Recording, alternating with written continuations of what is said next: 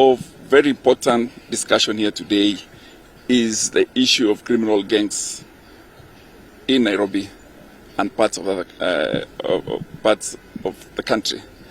We want to make sure that Nairobi is safe. It is generally safe at the moment.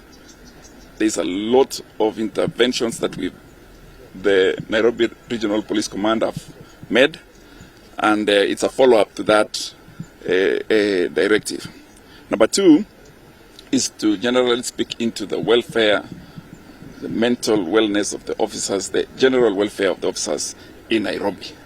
We are preparing ourselves to receive the 10,000 officers that are going to graduate at the end of this week, precisely on Friday. And this is part of the arrangements on how to receive these new officers, how to integrate them to the Nairobi Command and the general parts of the country.